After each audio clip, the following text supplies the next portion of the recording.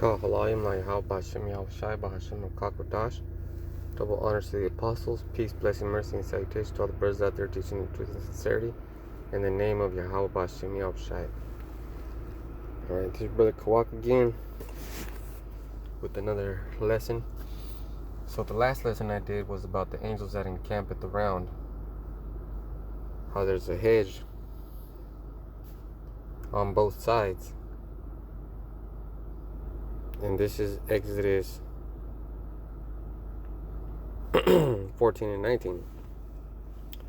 And the angel of Yahweh which went before the camp of Israel removed and went behind them, and the pillar of the cloud went from before their face and stood behind them.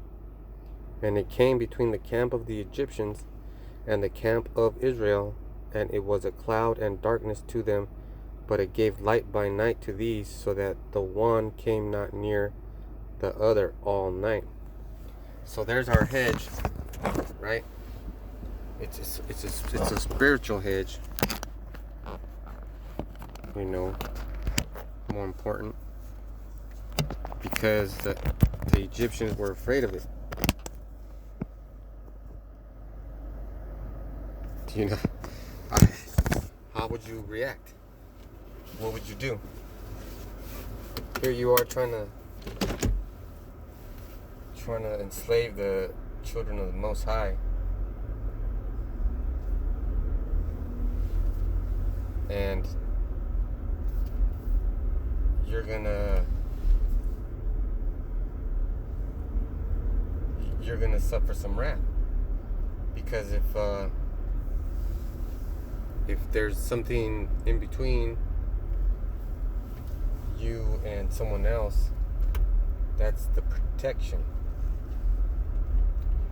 That is the space between danger and safety. You know, safety is when you're coming out of Egypt and you're like, man, I got nothing to worry about. We're leaving captivity. We're leaving slavery. We're leaving hard bondage. You know, at this point, they were just moving. Every day was traveling. Every day was traveling and moving. But when we were in Egypt, every day was a struggle. Living hard, working hard, barely getting stuff to eat.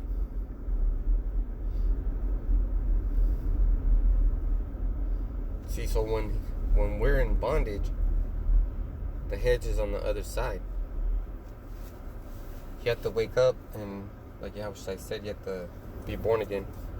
You have to wake up to the fact that you're a Hebrew Israelite and that you don't have nothing to do with this society. And then you'll be on the other side of the hedge. Just like a pillar by day and fire by night, the pillar of cloud by day and fire by night protected the Israelites. It kept the Egyptians away from them for just that amount of space. You know, here they weren't following the Israelites. The Egyptians were following the chariots. That's how they knew to follow the Israelites, and that's common knowledge. I'm just putting it out there, right? They weren't following the Egyptians; they were following the angels, right? The chariots.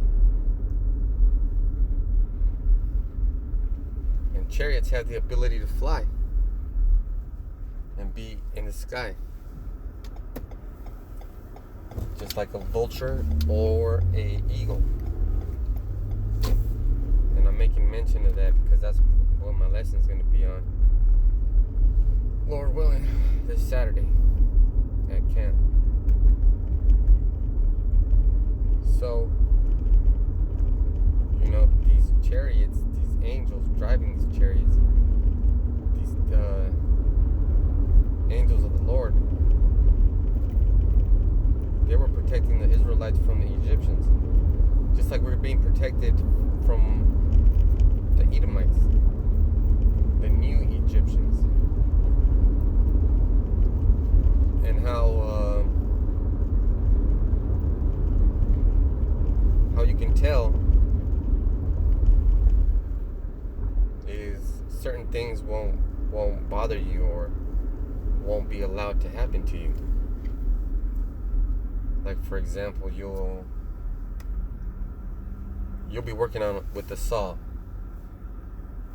power saw, and you accidentally touch your finger on it, but you don't get cut. You're probably thinking about Yahweh Shemi Awashai, and how we're just slipping for a minute. Had a little slip up, but you didn't get hurt. Or you did get hurt, but you got hurt for a reason, to correct your wickedness. Maybe you were using that finger to touch someone else's wife in the private areas, and then something should happen to that woman justifiably. So when people get possessed by demons, guess what? That's judgment. Oh, and I was watching a video on Instagram of this Russian dude. I don't know what he was. He was probably a down low mo. But he was recording one of his encounters, right? There's encounters of the first kind, second kind, third kind.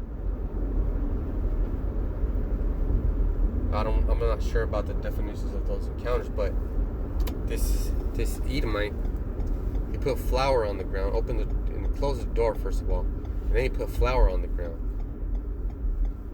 and then he slept what appeared to be on the left-hand side. So he was asleep, and then the time lapse goes on the camera. And then the door opens. The angel opens the door. I'm going to say it like this. The angel opens the door, regardless of whether he was a demon or an angel. He's an angel. The angel opened the door, and you can see the footsteps.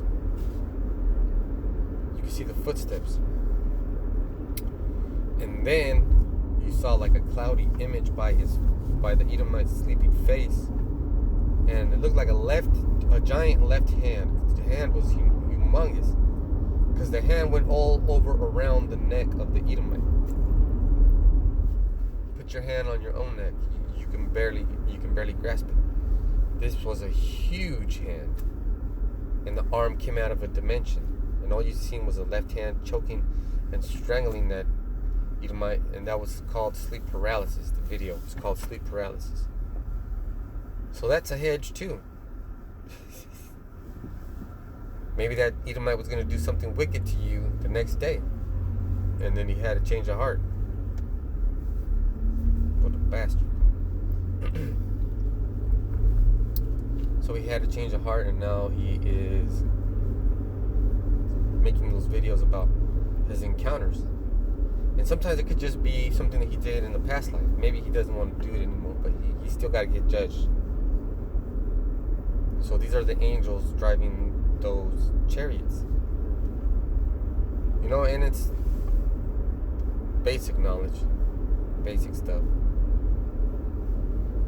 But when you do your work and you do it well in the basics, you can explain a whole lot through the basics, because you understand the basics so well that everything else will start making sense little by little through the Spirit. So now the Spirit was on the Egyptians to follow the Israelites